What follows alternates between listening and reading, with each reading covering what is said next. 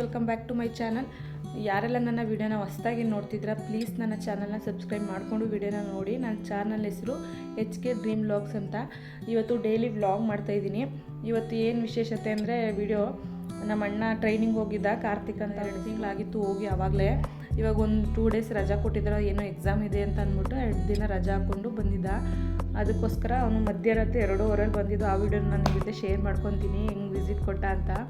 ನಮ್ಮ ಮನೆಯವರೆಲ್ಲರೂ ಹೆಂಗೆ ಆಶ್ಚರ್ಯಪಟ್ಟರು, ಅವಳ ಮಗಳು ಎಷ್ಟು ಖುಷಿಪಟ್ಲು ಅಂತ. ನಿಹಾರಿಕಾ ಸಖತ್ ಖುಷಿಪಟ್ಲು, ಬಟ್ ತೋರಿಸ್ಕೊಳ್ಳಿಲ್ಲ ಅವಳು. ಅದನ್ನು ವೀಡಿಯೋನ ಅಪ್ಲೋಡ್ ಮಾಡ್ತೀನಿ, ಇದ್ರ ಜೊತೆ ಅಟ್ಯಾಚ್ ಮಾಡ್ತೀನಿ ನೋಡಿ. ಅವನು ಹೋಗುವಾಗ ಏನೇನೋ ತಿಂಡಿ ಕೇಳಿದಾನೆ ಮಾಡಿಕೊಡಿ ಅಂತ. ಅಂದರೆ ಇದು ಒಬ್ಬಟ್ಟು, ಕರ್ಜಿಕಾಯಿ ಮತ್ತು ಚಿರೋಟಿ ಇದನ್ನೆಲ್ಲ ಮಾಡಿಕೊಡಿ ಅಂತ ಕೇಳಿದ್ದಾನೆ. ಅದಕ್ಕೆ ಅವನಿಗೋಸ್ಕರ ಅದನ್ನೆಲ್ಲ ಪ್ರಿಪೇರ್ ಮಾಡ್ತಾಯಿದ್ದೀವಿ. ಅವರು ಬೆಳಗ್ಗೆನೇ ನಮ್ಮ ಅಣ್ಣ ಮತ್ತು ನಮ್ಮ ಅದಕ್ಕೆ ಮೈಸೂರಿಗೆ ಹೋದರು. ಏನಕ್ಕಂದರೆ ಅವ್ರಿಗೆ ಒಂದು 15 ದಿನದಿಂದ ಈ ಕಡೆ ಸೈಡು ಕೆಳೊಟ್ಟೆ ಅಂತಾರಲ್ಲ, ಅಲ್ಲಿ ಒಂದು ಸ್ವಲ್ಪ ಪೇಯ್ನ್ ಬರ್ತಾಯಿತ್ತು ಹೊಟ್ಟೆ. ಅದಕ್ಕೆ ಹಾಸ್ಪಿಟಲ್ ತೋರಿಸ್ಕೊಬೇಡ ಅಂತ ಹೋಗಿದ್ದಾರೆ. ಅವ್ರು ಆ ಕಡೆ ಹೋದರು. ನಾವು ಬೆಳಗ್ಗೆ ಕೆಲಸ ಎಲ್ಲ ಮುಗಿಸಿ ಅಮ್ಮ ಇವಾಗ ನಾವು ಅದನ್ನೆಲ್ಲ ಮಾಡೋಕ್ಕೆ, ಅವ್ನಿಗೆ ತಿಂಡಿ ಮಾಡಿಕೊಡೋಕ್ಕೆ ಅಂತ ರೆಡಿ ಮಾಡ್ತಾಯಿದ್ದೀವಿ. ಅಷ್ಟರಲ್ಲಿ ಅವರು ಬರ್ತಾರೆ. ಇನ್ನೇನು ಬರೋ ಟೈಮ್ ಆಯಿತು, ಅವರು ಮುಗೀತು ತೋರಿಸಿದ್ದಾಯಿತು ಅಂತ ಹೇಳಿದ್ದಾರೆ. ಡಾಕ್ಟ್ರ್ ಏನಾದರೂ ಅಂತ ಕೇಳಬೇಕು, ಇವಾಗ ಇಲ್ಲಿ ಬಂದಮೇಲೆ ಹೇಳ್ತಾರೆ. ಅಲ್ಲಿವರೆಗೂ ನಾವು ಮಾಡ್ತಾಯಿರ್ತೀವಿ. ಇವತ್ತಿನ ವೀಡಿಯೋ ಇದೇ ಆಗಿರುತ್ತೆ. ಅವ್ನು ಹೋಗೋವರೆಗೂ ಹೆಂಗಿರ್ತೀವಿ, ಅವ್ನ ಜೊತೆ ಏನೇನು ಮಾತಾಡ್ತೀವಿ, ಅವ್ನ ಟ್ರೈನಿಂಗ್ ಎಕ್ಸ್ಪೀರಿಯನ್ಸ್ನೆಲ್ಲ ಕೇಳೋಣ. ಬನ್ನಿ ಫ್ರೆಂಡ್ಸ್, ನೋಡೋಣ ಇವತ್ತಿನ ವೀಡಿಯೋ ಹೇಗೆ ಹೋಗುತ್ತೆ ಅಂತ.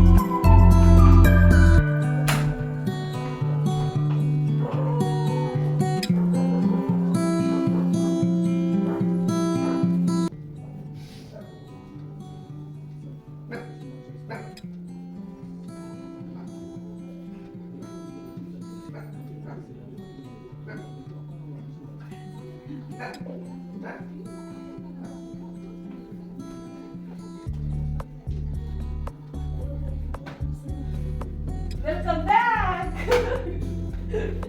ಅಪ್ಪ. ಕಾರ್ ಬಂದ ಹೇಳು.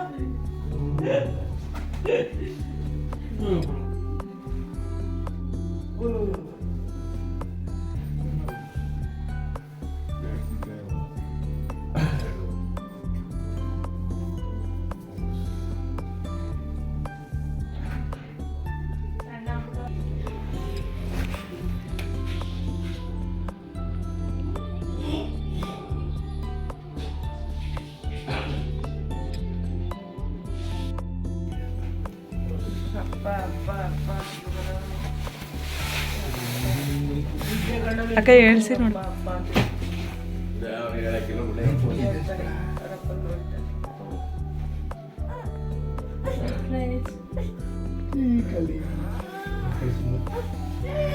ಪಪ್ಪ ಬಂದಿ ನೋಡೆ. ನೇರಿಕಾ ನೋಡ್ಲಿಲ್ವ ಅವಳು?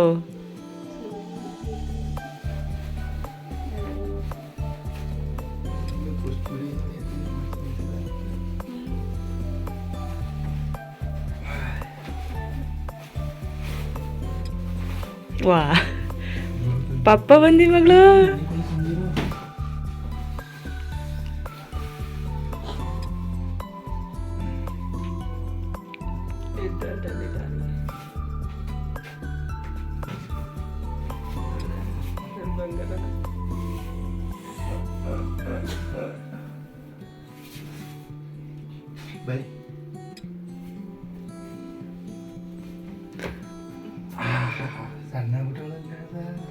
ನೀ ಸಣ್ಣಾಗಿರೋದು, ಅವಳಲ್ಲ.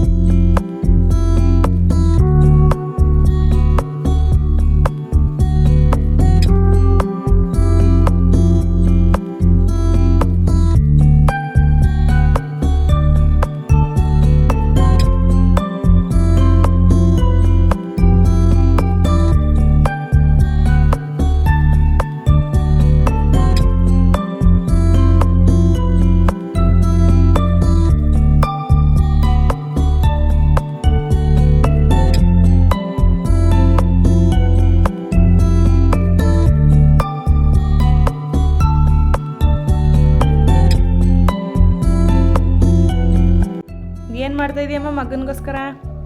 ನಾನು ನನ್ನ ಮಗನಿಗೋಸ್ಕರ ಕರ್ಜಿಕಾಯಿ ಮಾಡ್ತೀನಿ.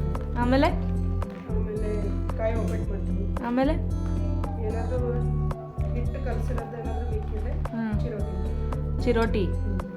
ಇವಾಗ ಏನು ಕಲಿಸ್ಕೊತಾ ಇದೀಯ? ಏನಕ್ಕೆ ಇದು ಏನಾಗ್ತಿರೋದು? ಅದು ಮೈದಾ ಹಿಟ್ಟು. ಮೈದಾ. ಏನಕ್ಕೆ ಇದು? ಮೊದಲು ಏನಕ್ಕೆ ಏನು ಮಾಡ್ತಾ ಇದೀಯ ಈಗ? ಕರ್ಜಿಕಾಯಿ ಮಾಡ್ತಾ ಇದ್ದೀನಿ, ಅದಕ್ಕೆ ಮೈದಾ ಹಿಟ್ಟು ಕಲಿಸ್ತಾ ಇದ್ದೀನಿ. ಮೈದಾ ಅರ್ಧ kg ಮೈದಾ ತೊಗೊಂಡಿದ್ಯಾ?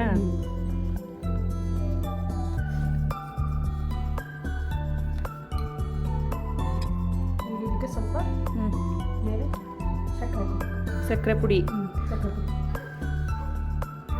ಅಷ್ಟು. ಎಣ್ಣೆ ಹಾಕ್ತಾ ಇದ್ದೀನಿ ಸ್ವಲ್ಪ 2 ಸ್ಪೂನ್ ಎಣ್ಣೆ. ಮಾಮೂಲಿ ಎಣ್ಣೆ ಅಲ್ವಾ? ಅಡುಗೆ ಎಣ್ಣೆ.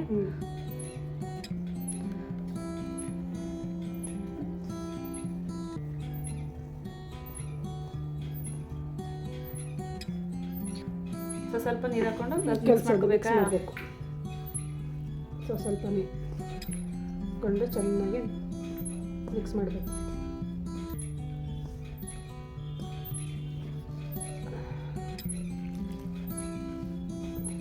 ತುಂಬ ಗಟ್ಟಿನೂ ಮಾಡ್ಕೋಬಾರ್ದು, ಮೀಡಿಯಮಾಗಿ ಮಾಡಬೇಕು. ಚಪಾತಿ ಮಾಡ್ತೀವಲ್ಲ ಹಾಗೆ.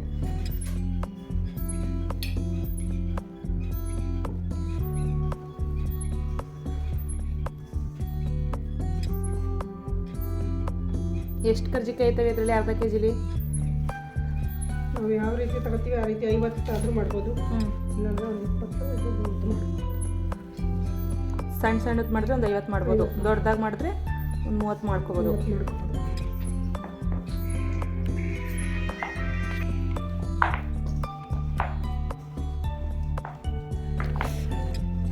ನಾನು ಇದೆಲ್ಲ ಕಾಯೆಲ್ಲ ತುರಿದಿದ್ದೀನಿ. ಇನ್ನೊಂದೇ ಒಂದು ಐತೆ ಕಾಯಿ ಕೊಬ್ಬರಿ, ಇದನ್ನು ತುರಿಬೇಕು. ನಾನು ಕಾಯೆಲ್ಲ ತುರ್ಕೊಟ್ಟಿದ್ದೀನಿ. ಅವ್ರು ಅದಕ್ಕೆ ರೆಡಿ ಮಾಡ್ಕೊತಾವ್ರೆ. ಚೆನ್ನಾಗಿ ಮಿದ್ದಿಸ್ಬೇಕು, ಸಾಫ್ಟ್ ಆಗಬೇಕು ಚೆನ್ನಾಗಿ.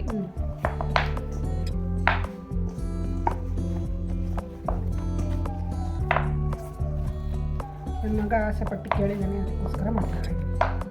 ಫ್ರೆಂಡ್ಸ್ಗಳಿಗೆ, ಅದರಲ್ಲೂ ಜೊತೆಗೆ ಫ್ರೆಂಡ್ಸ್ಗಳು.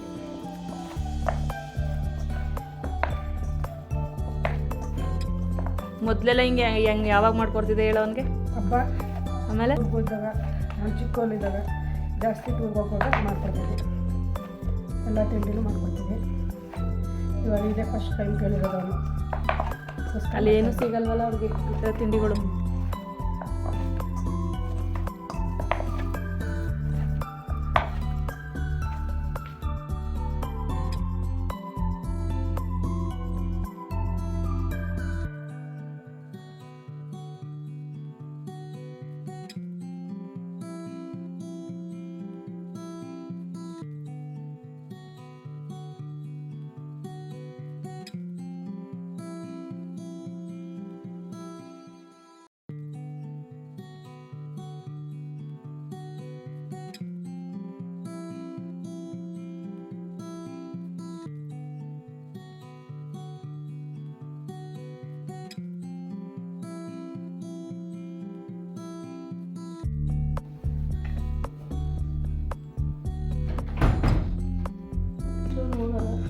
ಏನು ತಿಂದರೆ?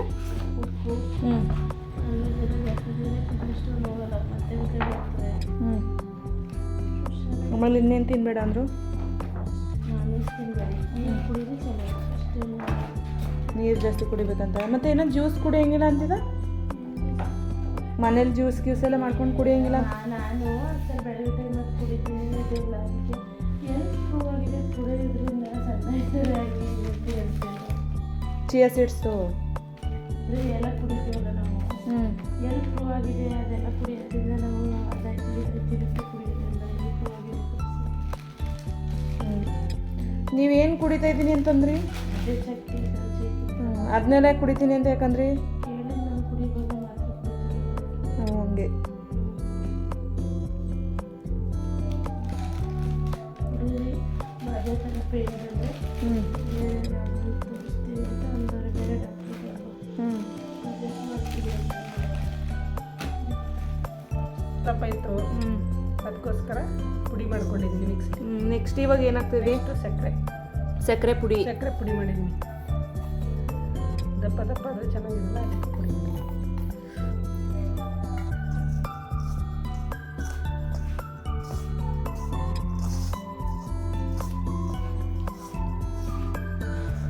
ಏನೇನು ಹೇಳಿದ್ರು ನಿಮ್ಮ ಯಜಮಾನ್ರು ಬಸ್ಸಲ್ಲಿ ಹೋಗುವಾಗ? ಟ್ರೈನಿಂಗ್ ಎಕ್ಸ್ಪೀರಿಯನ್ಸ್, ಫೋಟೋಸು, ಇನ್ನೇನು ಹೇಳಿಲ್ವಾ? ತಿಂಡಿ ಮಾಡಿಸ್ಕೊಬ ಅಂತ ಹೇಳಿರೋದವ್ರೇನಾ? ತಿಂಡಿ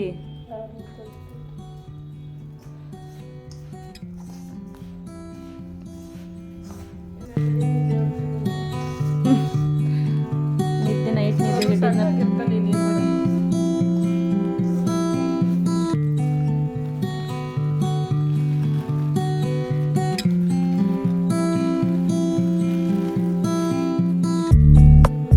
ಹುರ್ಗಡ್ಲೆ ಗಡ್ಡೆ ಹಾಕೋತಾ ಇದ್ದೀನಿ.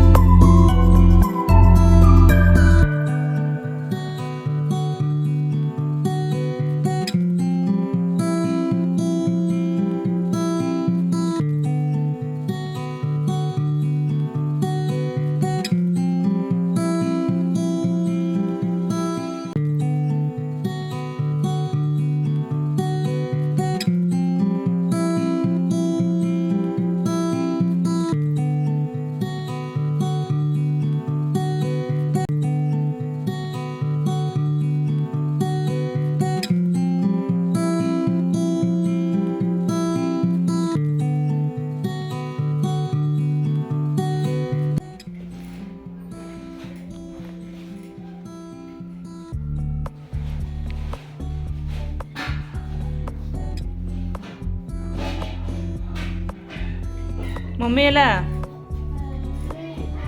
ಎಲ್ಗೋಯ್ತು? ನಿಮ್ಮ ಮಮ್ಮಿ ಅಮ್ಮ ಎಲ್ಲ ಬಂದಿಲ್ವಾ? ಎಲ್ಗೋಯ್ತು ಅಮ್ಮ ಬೆಳಗ್ಗೆ? ಏನು ಎಲ್ಗೋಗಿದ್ದ ಅಮ್ಮ? ಕೇಳು ಎಲ್ಗೋಗಿದ್ದೆ ಅಂತ. ಹಾಂ, ಹಾಸ್ಪಿಟ್ಲಿಗೆ.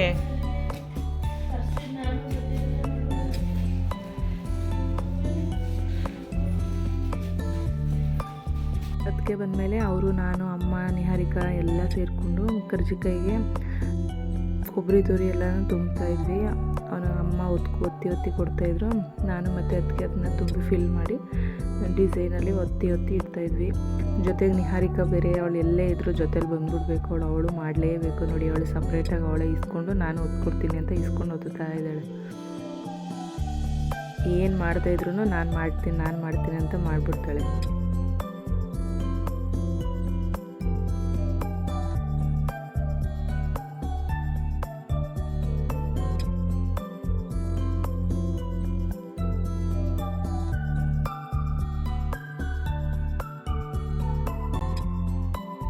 ಮೊದಲೆಲ್ಲ ನಾವು ಚಿಕ್ಕದ್ರಲ್ಲಿರುವಾಗ ಟ್ರಿಪ್ಗೆಲ್ಲಾದರೂ ಹೋದರೆ ಟೂರ್ಗೆ ಸ್ಕೂಲ್ ಕಡೆಯಿಂದ ಆವಾಗ ಜಾಸ್ತಿ ಈ ಥರ ಮಾಡಿಕೊಡ್ತಿದ್ರು. ಮತ್ತು ಅಪ್ಪ ಎಲ್ಲಾದರೂ ಶಬರಿಮಲೆಗೆಲ್ಲ ಹೋಗ್ತಾರಲ್ಲ ಅಂಥ ಟೈಮಲ್ಲಿ ಈ ಥರ ಮಾಡಿಕೊಡ್ತಿದ್ರು, ತಿಂತಿದ್ವಿ.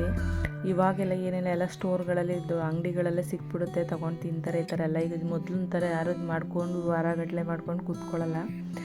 ಕೆಲವು ಕಡೆ ಮಾಡ್ತಾರೆ, ಬಟ್ ಕೆಲವು ಕಡೆ ಈ ಥರ ಎಲ್ಲ ಮಾಡ್ಕೊಂಡು ತಿನ್ನೋ ಪೇಷನ್ಸ್ ಯಾರಿಗೂ ಇರೋಲ್ಲ. ಎಲ್ಲೋ ಒಂದೊಂದು ಸಲ ಎಲ್ಲರೂ ಸೇರಿದಾಗ ಈ ಥರ ಹಬ್ಬಗಳಲ್ಲಿ ಮಾಡ್ಕೊಂಡು ತಿಂತೀವಿ ಅಷ್ಟೇ.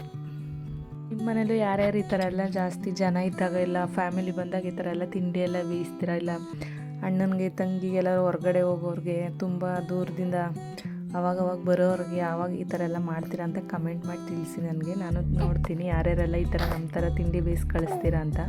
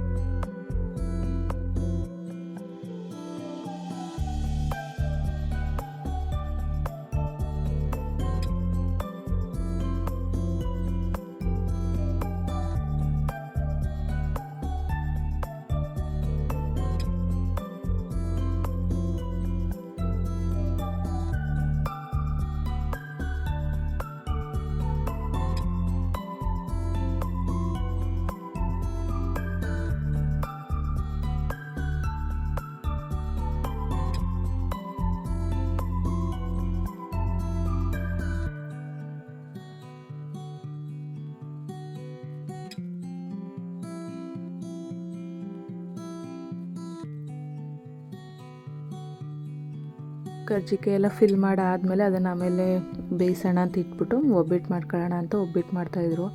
ಅಮ್ಮ ತಟ್ಟಿ ಅರಳೆ ಮೇಲೆ ಹಾಕ್ತಾಯಿದ್ರು. ನಾನು ಅಮ್ಮಂಗೆ ಹೆಲ್ಪ್ ಮಾಡ್ತಾಯಿದ್ದೆ ಬೇಯಿಸೋಕ್ಕೆ. ಅವ್ರ ಫ್ರೆಂಡ್ಸ್ಗಳು ಇನ್ನೂ ನಾನ್ ವೆಜ್ ಎಲ್ಲ ಕೇಳಿದ್ರಂತೆ, ಅಂದರೆ ಚಿಕನ್ ಮಟನ್ ಎಲ್ಲ ಮಾಡಿಸ್ಕೊಂಡು ತಗೊಬನ್ನಿ ಅಂತ. ಅಂದರೆ ಬಸ್ಸಲ್ಲಿ ತೊಗೊಂಡು ಹೋಗೋಕ್ಕಾಗಲ್ಲ ಅಂದ್ಬಿಟ್ಟು, ಇಲ್ಲ ಅದನ್ನೆಲ್ಲ ತರೋಕ್ಕಾಗಲ್ಲ, ಬೇರೆ ಏನಾದರೂ ತೊಗೊಬರ್ತೀನಿ ಅಷ್ಟೇ ಅಂದ್ಬಿಟ್ಟು ಇದನ್ನೆಲ್ಲ ಮಾಡಿಸ್ಕೊಂಡು ತೊಗೊಂಡು ಹೋಗ್ತಾ ಇದ್ದಾನೆ.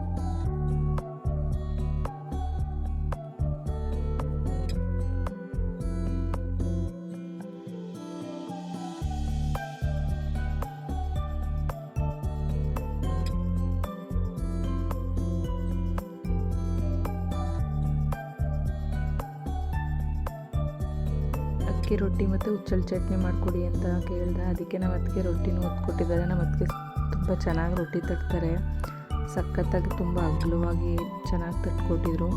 ಮತ್ತು ಹುಚ್ಚಳ ಚಟ್ನಿ ಪುಡಿ ಮಾಡಿ ಇಟ್ಕೊಂಡಿದ್ವಿ, ಅವರಲ್ಲಿ ಮೊಸರು ಹಾಕೊಂಡು ತಿನ್ನೋಕ್ಕೆ.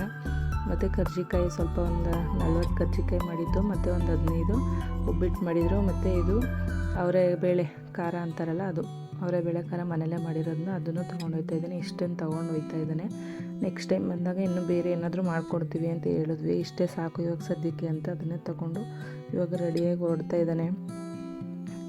ಎಲ್ರೂ ಮಾತಾಡಿಸ್ಕೊಂಡು ಪಾಪುನ ಎತ್ಕೊಂಡು ಹಂಗೆ ಸ್ವಲ್ಪ ಹೊತ್ತು ಆಟ ಆಡಿಸ್ಬಿಟ್ಟು ಎಲ್ಲರೂ ಮಾತಾಡಿಸ್ಕೊಂಡು ಅಮ್ಮನ ಕಾಲ ಆಶೀರ್ವಾದ ತೊಗೊಂಡು ಹೋಗ್ಬಿಟ್ಟು ಬರ್ತೀನಿ ಅಂತ ಹೇಳ್ಬಿಟ್ಟು ಓಡಾಡ್ತಾಯಿದ್ರು. ಅಷ್ಟರಲ್ಲಿ ನಿಹಾರಿಕಾ ನಾನು ಬರ್ತೀನಿ ಅಂತಿದ್ರು. ಅಪ್ಪ ಡ್ರಾಪ್ ಮಾಡೋಕ್ಕೆ ಅಂತ ಪಿರಿಯಾಪಟ್ಟಣಕ್ಕೆ ಹೋಗ್ತಾಯಿದ್ರು. ಆವಾಗ ನಾನು ಬರ್ತೀನಿ ಅಂತ ಹತ್ಕೊಂಡು ನಿಂತ್ಕೊಂಡ್ಬಿಟ್ಲು. ಇನ್ನೇನು ಮಾಡೋದು, ಕರ್ಕೊಂಡು ಹೋಗಲೇಬೇಕು ಅಂದ್ಬಿಟ್ಟು ಅವಳ ಜೊತೆಲಿ ಸ್ವೆಟರೆಲ್ಲ ಹಾಕ್ಸ್ಕೊಂಡು ಸಂಜೆ ಆಗಿತ್ತು, ಒಂದು 7:30 ಆಗಿತ್ತು ನೈಟು. ಆವಾಗ ನಾನು ಬರ್ತೀನಿ ಅಂತ ಹಠ ಮಾಡ್ಕೊಂಡು ಕೂತ್ಕೊಬಿಟ್ಲು. ಸ್ವೆಟರೆಲ್ಲ ಹಾಕ್ಸಿ ಕ್ಯಾಪೆಲ್ಲ ಹಾಕ್ಸಿ ಕಳಿಸಿದ್ವಿ. ಜೊತೆಲಿ ಓದ್ಲೋಳು ಹೋಗಿ ಬಿಟ್ಬಿಟ್ಟು ಬಂದರು. 10 ತಿಂಗಳು ಟ್ರೈನಿಂಗ್ ಇರೋದು. ಇವಾಗ 2 ತಿಂಗಳಾದಮೇಲೆ ಇವಾಗ ಒಂದೆರಡು ದಿನ ಅದು ಎಕ್ಸಾಮ್ ಅಂತ ರಜಾ ಕೊಟ್ಟಿರೋದು. ಮತ್ತು ಇನ್ಯಾವಾಗ ರಜಾ ಕೊಡ್ತಾರೇನೋ ಗೊತ್ತಿಲ್ಲ. ನೆಕ್ಸ್ಟ್ ಯಾವಾಗ ಬರ್ತಾನೆ ಆವಾಗ ವೀಡಿಯೋ ಮಾಡಿ ಹಾಕ್ತೀನಿ. ಅಲ್ಲಿವರೆಗೂ ವೆಯ್ಟ್ ಮಾಡ್ತಾ ಇರಬೇಕು ಅಷ್ಟೆ. ಮೊದಲೆಲ್ಲ ಏನು ಯಾವಾಗಲೂ ಇಷ್ಟು ಒಂದು 2 ತಿಂಗಳು 3 ತಿಂಗಳ ತನಕ ನಮ್ಮ ಮನೆಯವ್ರನ್ನ ಯಾರನ್ನೂ ಬಿಟ್ಟಿರಲಿಲ್ಲ. ಅವನು ಜೊತೆಲೇ ಇದ್ವಿ ನಾವು, ಎಲ್ಲೂ ಹೊರಗಡೆ ಎಲ್ಲ ಕಳಿಸ್ತಿರ್ಲಿಲ್ಲ ಅವನ್ನ. ಇವಾಗ ಎಕ್ಸಾಮ್ ಬರೆದ ಮೇಲೆ ಪಾಸ್ ಆದಮೇಲೆ ಟ್ರೈನಿಂಗ್ ಹೋಗಿರೋದು. ಇವಾಗ ಪೊಲೀಸ್ ಟ್ರೈನಿಂಗ್ಗೆ ಏನು ಮಾಡೋಕ್ಕಾಗಲ್ಲ, ಹೋಗಲೇಬೇಕು, ಸಿಚುವೇಶನ್ ಹಂಗೈತೆ ಇವಾಗ. ಮೊದಲೆಲ್ಲ ಬಟ್ ಎಲ್ಲೂ ಹೋಗಿರಲಿಲ್ಲ, ನಾನು ಹೋಗಿಲ್ಲ, ಅಣ್ಣನೂ ಹೋಗಿಲ್ಲ. ಯಾವಾಗಲೂ ಬಿಟ್ಟು ಇಷ್ಟು 2 ತಿಂಗಳ ತನಕ ಎಲ್ಲೂ ಬಿಟ್ಟು ಹೋಗಿರಲಿಲ್ಲ. ನಾನು ಮದುವೆ ಆದಮೇಲೆ ಬಿಟ್ಟಿದ್ದೀನಿ ಇವಾಗ ಅಷ್ಟೇ. ಅದು ಬಿಟ್ಟರೆ ಇವಾಗ ಅವನು ಟ್ರೈನಿಂಗ್ ಹೋಗುವಾಗ ಬಿಟ್ಟಿರೋದು. ಆ ವಿಡಿಯೋನೇ ಹಾಕಬೇಕಿತ್ತು, ಯಾವ್ಯಾವ ಥರ ಮಾತಾಡೋರೆ ಅಂತೆಲ್ಲ ನೋಡ್ಬೋದಿತ್ತು. ಬಟ್ TV ಹಾಕಿರೋದ್ರಿಂದ ಅದ್ರದ್ದು ವಾಯ್ಸ್ ಬರ್ತಾಯಿತ್ತು, ಕಾಪಿರೈಟ್ ಬಂದುಬಿಡುತ್ತೆ. ಅದಕ್ಕೆ ಮ್ಯೂಟ್ ಮಾಡಿದ್ದೀನಿ ವೀಡಿಯೋನ. ನಾನು ವಾಯ್ಸ್ ಓವರ್ ಕೊಡ್ತಾಯಿದ್ದೀನಿ.